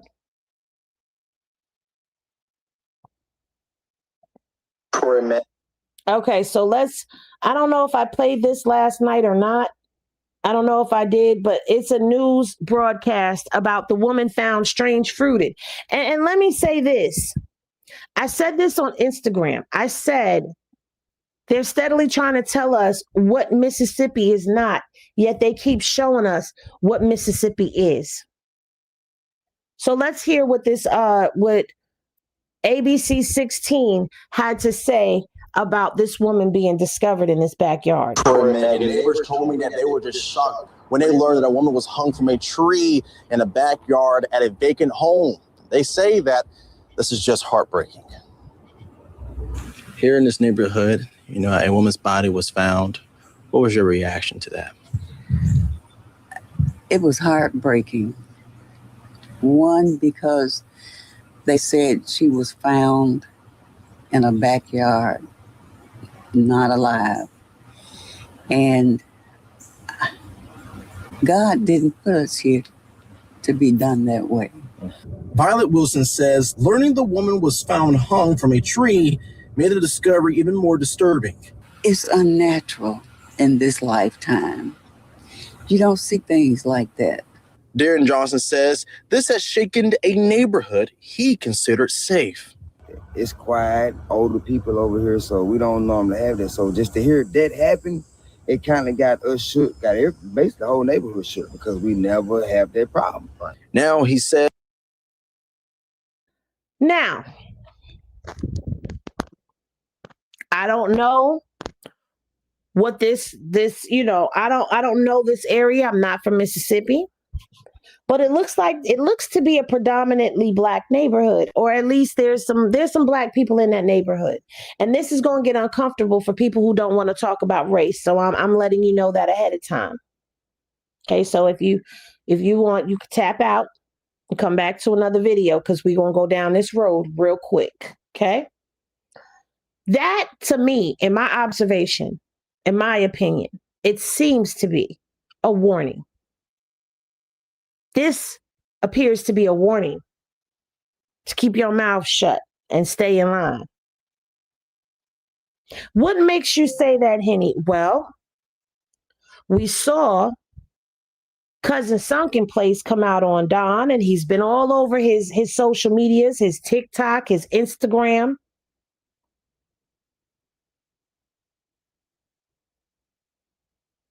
Where he was telling us that Mississippi has changed and that the people are upset that Ben Crump is down there. Now, Ben Crump is down there calling things and spades from what he's observed. And that causes an uproar. Because, see, what was described to us was a blanket of niceness. I'm going to tell you something that that man said to us. I'm not going to call him no names. I'm going to stop doing the name calling stuff, and I'm going to just keep it cute on here. Okay? Now, I don't know that man's name. He just claims to be a family friend. However, he said that people do things to not step on the toes of white people. And he calls us Blacks. The Blacks do things to not step on the toes of the whites, and the whites do things to not step on the toes of the Blacks. That does not sound to me like we are just down here, kumbaya, coinciding, living together in peace and harmony. That sounds to me that there's a blanket of politeness. What's another word for that? Pleasantries. It's a blanket of pleasantries. And just underneath that blanket, like if you sweep some dirt underneath that rug, when you lift the rug up, the dirt is still there. Okay? And that's what he's explaining. They put a carpet over the dirt. And Ben Crump then came and pulled the carpet back. And they're upset about that. And what happens when you have somebody that has come and disrupted the order of things? Because that's what we're talking about. There's order of things. You remember in the scene in the Malcolm X movie, and if you have not watched it with Denzel Washington, please go watch it because I plan on watching it today. I'm not even going to hold you. Remember when Denzel, when Malcolm X, was standing in front, I believe it was that hospital or that prison or that jail. Remember, it was he had a bunch of black men standing behind him and they was all being quiet. And he took and raised his hand and he pointed in a direction and everybody in military style turned and began walking away. And what did they say to each other? That's too much power for a black man to have. See, whether you like Ben Crump or not, what you have to give that man credit for is the fact that he has power. Maybe he don't have the Malcolm X power, but he's got power. See, when I look at Ben Crump, he kind of gives me that Martin Luther King vibe, but sometimes you need a little Malcolm X up in you. You got to get a little Malcolm in you. You got to, never mind. That's a whole nother conversation for another day. Stay on point, Henny. Stay on point. Let me bring it back. You know, my ADHD will take me down a road. So Ben Crump has some power. So now you got this black man that came down here and pulled the carpet up and exposed the dirt that we got going on under here that we've been trying to keep quiet. And not only did he expose the dirt, but he also brought attention into our small town. And now these pleasantries that we have told people, hey, it's cool down here. We don't step on y'all toes. You won't step on our toes. We gonna keep it cool and casual. See, that's what the hell is going on down there. In my humblest of opinions, that's what was happening. And now you've got all these people from across the world because Nolen Wells has gone global. There are people that watch different YouTube channels from different areas of the world. So people around the world are watching and they got a spotlight on Mississippi and people are calling out the bullshit that y'all are trying to feed. So y'all was able to gaslight some of the people that are down there in Mississippi because they've been down there for years. But what you can't do is gaslight people who are outside looking in. And see, that black man is too close to the situation and he is in the sunken place. That is why I called him Cousin Sunken Place, because he's just like the man who was in the sunken place. He's out here trying to tell us, hey, I'm one of y'all. Things are cool down here. We ain't got that going on. We got white men marrying black women. We've got sandy-haired, colored mixed babies running around down here. Mississippi ain't what it used to be. Oh, no. Oh, mon frere contraire. Because we are seeing with this woman who has been unidentified, they have not released her name to us. She's being hung behind a vacant house. And get this, she's hung on a street called Road of Remembrance. That's not symbolism to you? Because that damn sure sounds like symbolism to me. Does it sound like symbolism to you? Because it sounds to me like we're going to take this random black woman and we're going to hang her, strange fruit her, in this backyard. And we're going to put her behind a vacant building. And we're going to put her on Remembrance Road. So these people down here of color can remember you are not too far from being lynched. Don't let Ben Crump get you lynched in a tree. That's what it sounds like to me. Keep y'all mouths shut. That's my observation and my opinion. That don't make it a fact, but that's damn sure what it looked like. And you're talking about it being, look at this area. Look at the area that they in just from this little screenshot that we looking at right now. Look at the area. Remembrance Road said a lot for me. And how did they know her body was back there? How long was her body back there?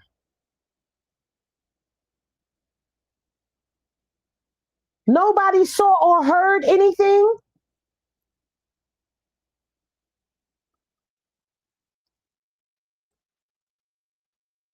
I got questions. I got questions. And all of this comes as this case is going on. While they're trying to tell us racism don't exist in Mississippi no more. People change. Ain't that what Trayston said? People change. And the bearded man came out here and said, Mississippi, this is the same place where they killed Emmett Till because he whistled at a white woman. No, you ain't even coming out here telling your own history correct. That ain't why Emmett Till was killed. Emmett Till was killed because she lied. See, that's what you were supposed to say, because she lied and said that Emmett Till whistled at her.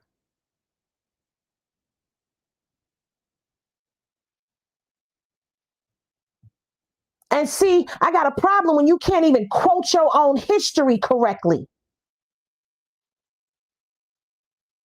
We don't hang ourselves in the woods. And we've watched time and time again. They ruled that woman out here in Miami to be a self-termination. They ruled Trey Reed to be a self-termination. We are not going to hang ourselves in the middle of a campus anytime. They said the man down in Georgia, he unalived himself. So he climbed up that tree and unalived himself. Then I forgot who the young man was, or the man whose hands was bound. His hands were bound, his feet was bound, and he was hung from a tree, and they said that he did it.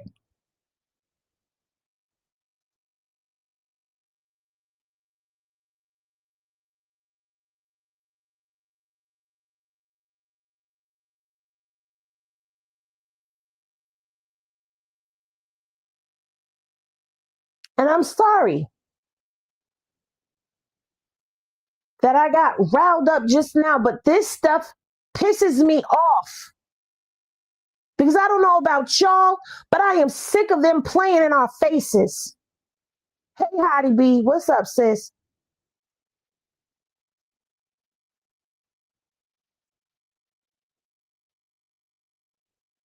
Thank you, Faith's daughter, for dropping a gem on the channel. I appreciate the support, and I appreciate you. Now you have this woman. Let's finish this out. Some neighbors are questioning whether they should stay. I'm gonna be honest with you, it kind of had me in a whole nother stage where, like, man, should we still stay here or should we leave? Jackson police say officers responded to 500 block of Road of Remembrance around 7:30 Monday night. The woman was found hanging from a tree in the backyard of a vacant home. Witnesses say a Jackson Fire Department ladder truck was used to get her down. But just to hear about that, like I say, you got everybody skeptical, everybody questioning each other. Don't nobody know what's what. The fire truck got her down. They're scared. That man looks traumatized. Look in that man's eyes. Let me see if I could get a picture, a video, get him on the video. Look at this. Look at the stare in that man's face. Now they don't know if they should stay or move. That's a fear that they done put in them.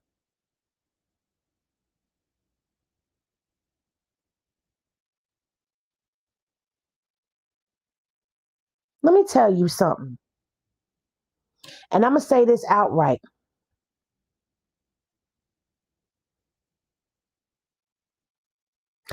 A woman I call my sister and a man I call my brother, they are an interracial couple.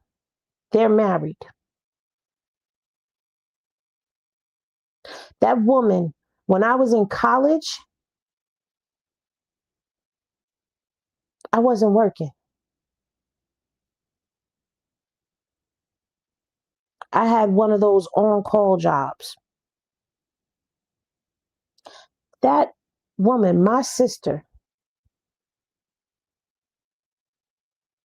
and her husband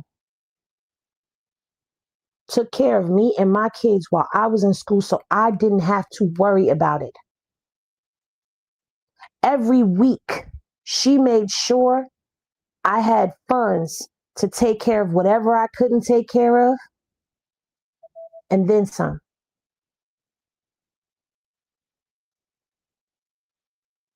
She couldn't make my graduation. They couldn't make my graduation, but they came up. She's a white woman. And that woman loves me. And I love her. And it's not just because she held me down. It's the thought behind it. It's the gesture behind it. It's the words behind it. It's the care behind it.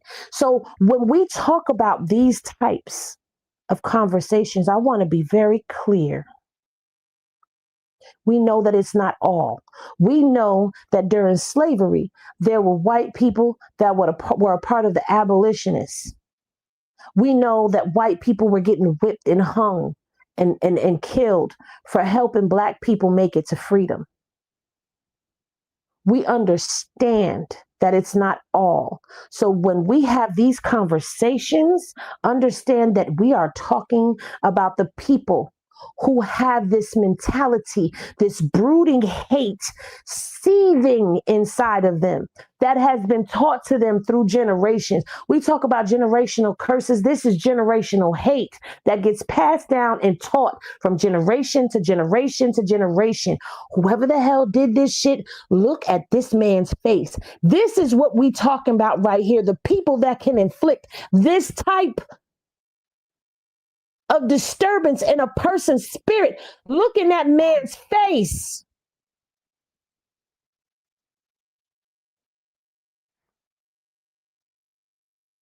Let me see. Can I zoom? Let me zoom in on his face. Look in that man's eyes.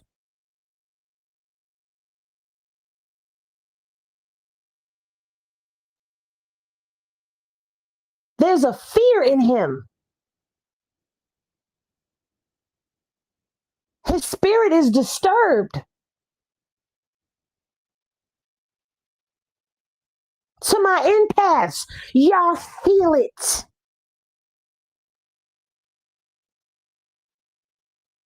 They got everybody skeptical, everybody questioning each other, don't nobody know what's what.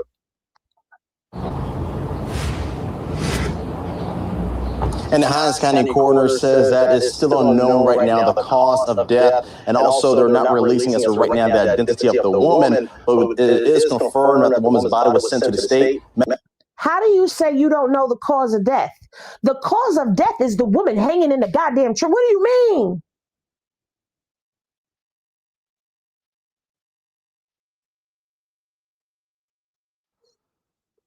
I absolutely agree, Nancy. And Nancy, you from New York too, so you know what I'm talking about. When I say New York is different. New York is different. We have racial divides in New York, but for the most part, we are a real melting pot. Where you could live in an apartment building and your next door neighbor could be from Mexico, could be from Puerto Rico, could be from Haiti, could be from Jamaica, could be from Guyana, could be from Brazil, Colombia, India, Pakistan, and we all live in the building together, Asia, and we all live together. And we have this thing in New York where if I don't fuck with you, I don't fuck with you. And vice versa. And I can live in the same building as you and not fuck with you.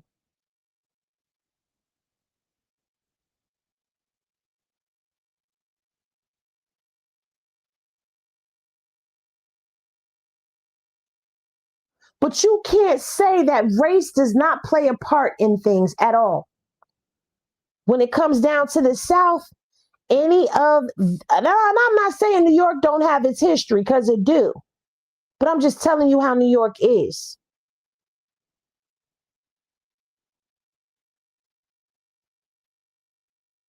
But when you get into these states that have a history of Jim Crow, segregation, and all of that in it, you better goddamn believe where the Klansmen were riding, it's definitely still very much alive, just in a different way. Just look at the fear in that man's eyes. It runs deep. It's like they awoke something inside of him. A fear inside of him has been awakened. And I agree. There are good and bad people of all races. Absolutely. That lady might have been killed and hung on the tree. I doubt they actively hung her there because people would have noticed that. You know what, D. Silva, maybe I'm too emotional because I didn't even think about that possibility. And then plus we're talking about an office that is run by Stacey Turner. So to hear that they don't know a cause of death, I mean, maybe I'm rushing to judgment with that one. So thank you for being a voice of reason, because right now I'm just thinking about all the stuff that's going on and I'm angered. I get angry. They're going to rule it a self-termination? Probably.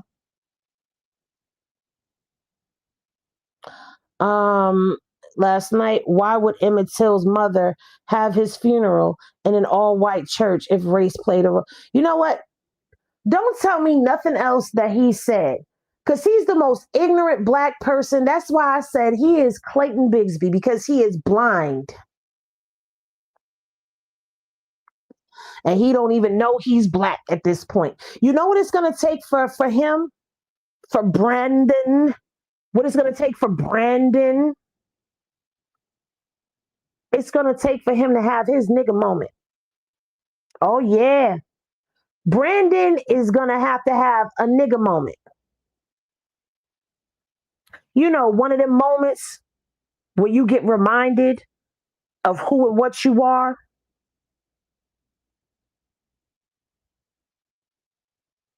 When he was on Fox News, he said something that raised the eyebrow to the anchor. I said, uh-oh.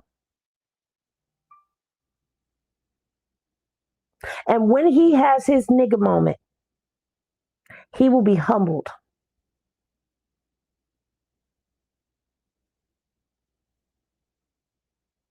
Because he has some of the most outrageous ideologies I've ever heard come out of someone's mouth.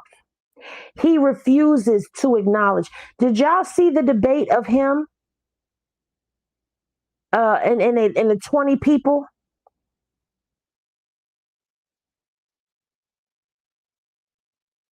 You could literally show him a video of something that is outright wrong, and he will pick it apart and make it the black person's problem, black person's fault. It's one thing to be fed up with some of the stuff that goes on within our community and talk about it. It's a whole nother thing for a person to never once defend his own people.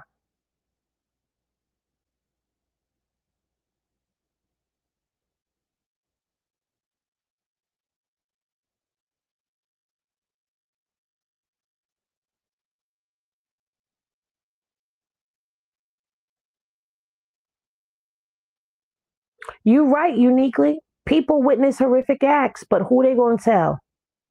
When the police, the prosecutors, and judges all participated in some capacity, especially in those black backwoods places. You are right. Sweetly Cynical said, I was watching that debate the other day and was so glad you went live. I was sick. Girl, I watched up to when I don't even remember which one it was, but one of the people got up there and they was putting the fact checks up on him. They did fact checks all over. I've watched that channel before, and I haven't seen so many fact checks come up.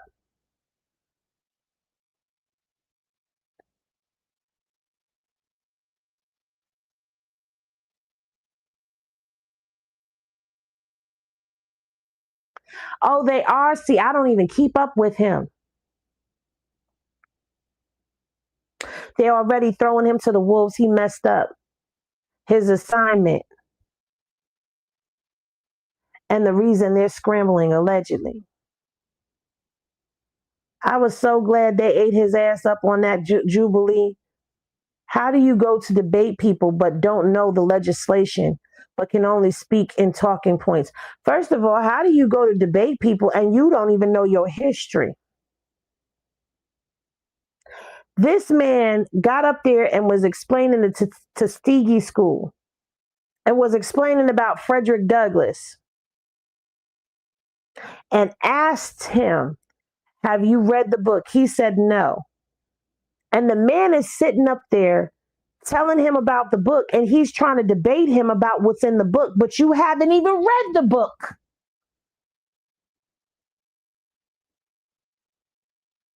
Yes, he was. He was cutting everybody off, over talking them.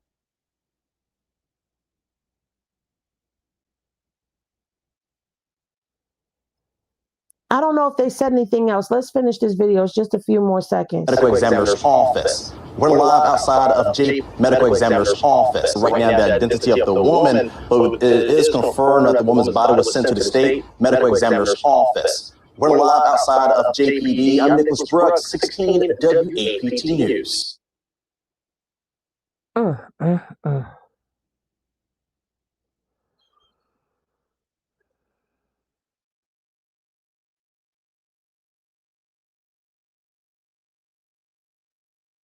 Well, I don't think that there's been any updates to this today.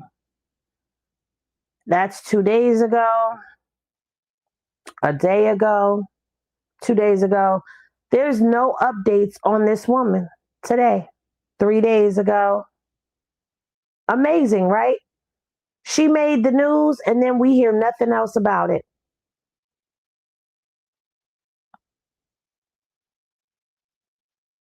What is this?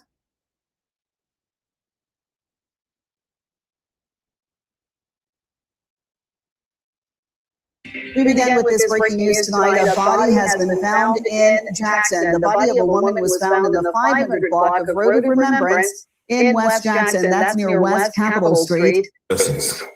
Peace and blessings, all praises due to the Most High. And earlier this year, we had the young lady, Juliana and Zita.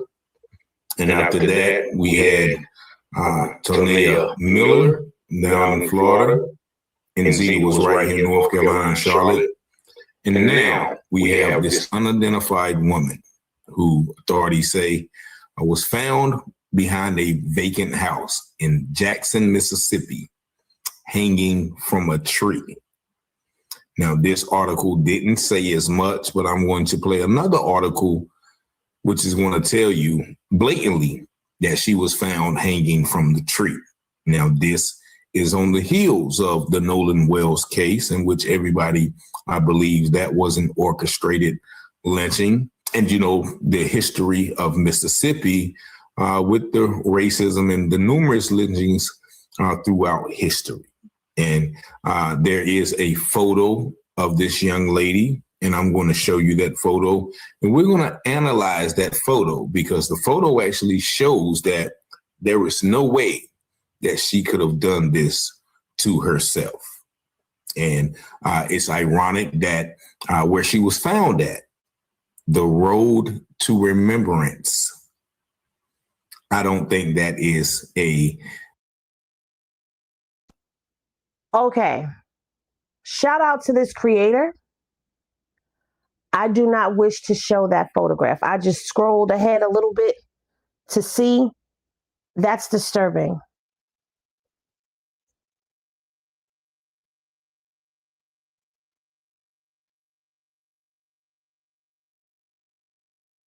Let me take that down for a second. I will describe it to you.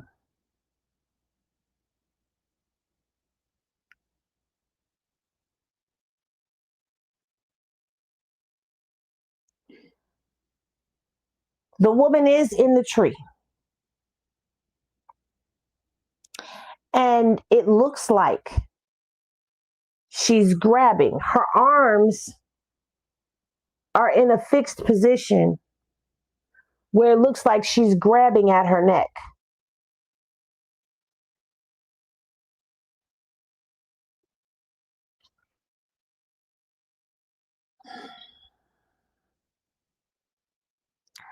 I don't want to show that photo for I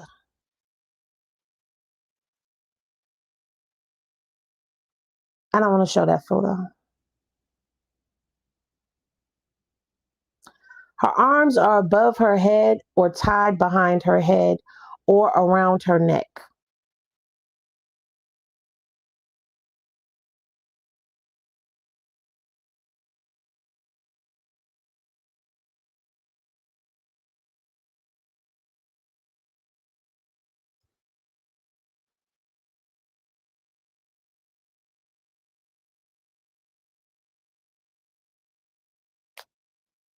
There goes the theory of her possibly being unalived somewhere else and put there.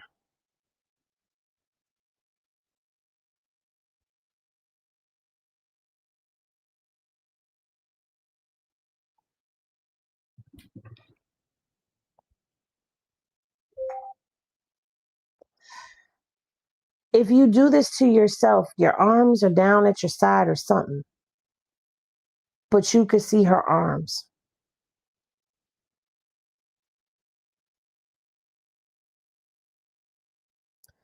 Now, let me just let y'all know this. I'm not going to be distracted by distractions from covering this case, but I'm not going to ignore things either. That picture, me looking at it to tell y'all what it is. No, we don't know any information on her. Which is sad because now we can't say her name.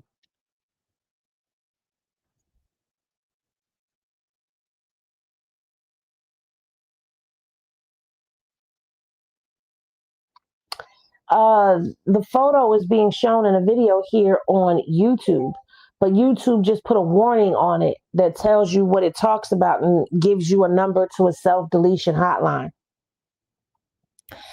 That woman didn't do that to herself. And if they come back and they say that she did, it's a lie from the pits of hell. But that woman didn't do that to herself.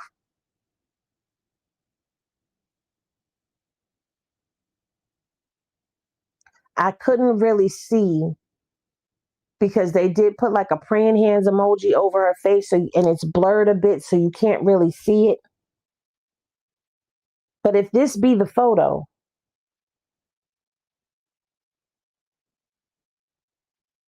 her hands were either tied in there with her neck,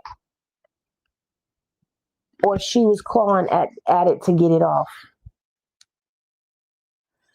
Oh, child, listen. Between that image and that man's face, I'm now, Mississippi can't tell me shit at this point. I don't ever want to go there. I don't want to visit there. I don't want to drive through there. I don't want to nothing there.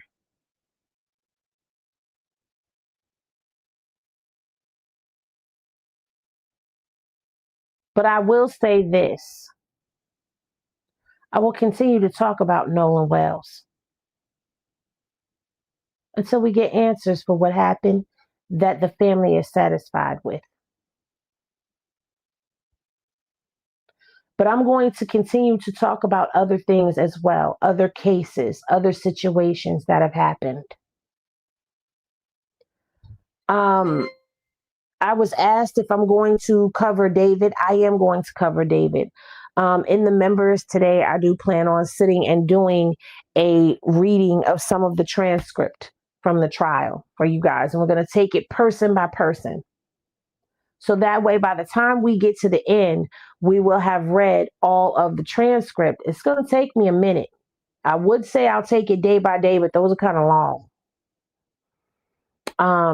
And I'm not going to read them how I normally read transcripts. I'm going to focus on important questions and just basically the testimony that was given to us. So if you're interested, I do have a members. I am going to be live with the members. I'll be live with the Henny Gang Down, and then it will move to the Henny Sippers.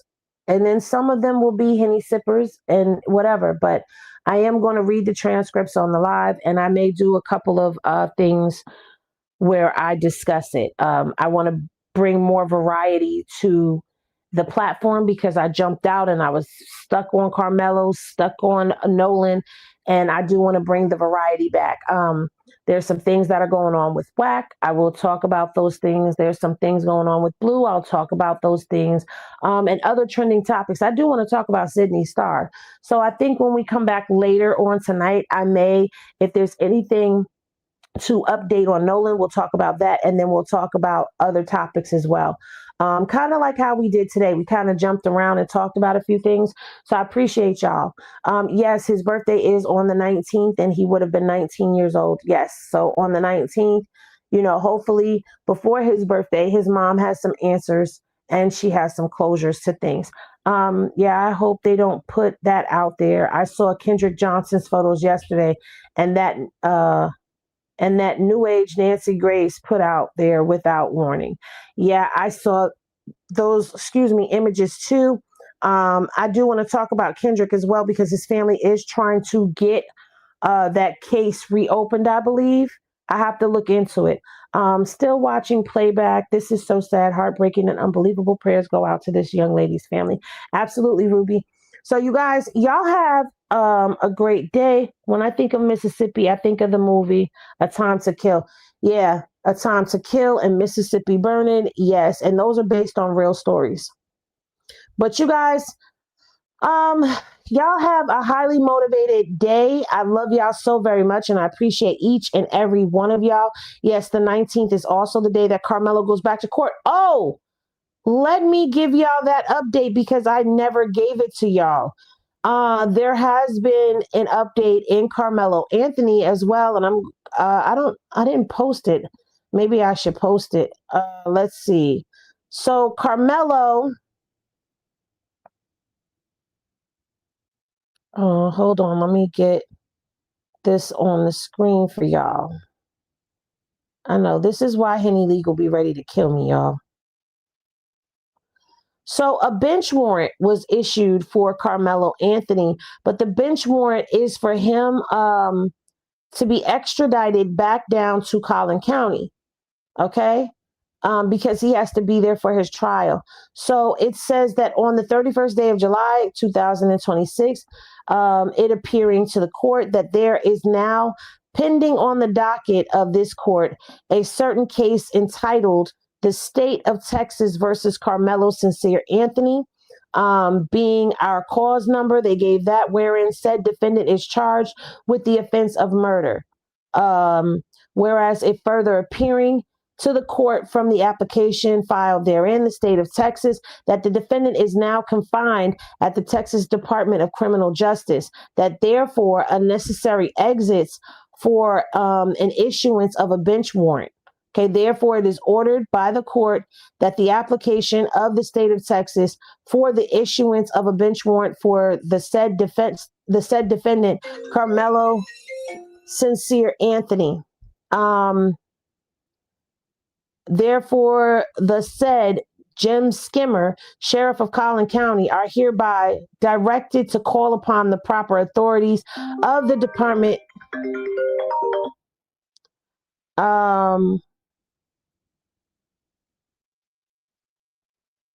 Basically, what they're doing is, like I said, they're extraditing him from where he is now back to Collin County, so he could go ahead and be there for his court appearance. So there y'all have that. I discussed that now. Now I can say I talked about it already. But we will also be keeping an eye on that. I believe Mel is going to be there for that. But either way, whomever is going to cover it definitely will be watching. I'm not able to make it unless the crowdfunding is there. I can't do it. So I will do it from a distance. But either way, you guys, we're on top of Carmelo. We're on top of Nolen. And we'll be getting on top of a lot of other things, including that Legionnaires lawsuit that is going on in New York.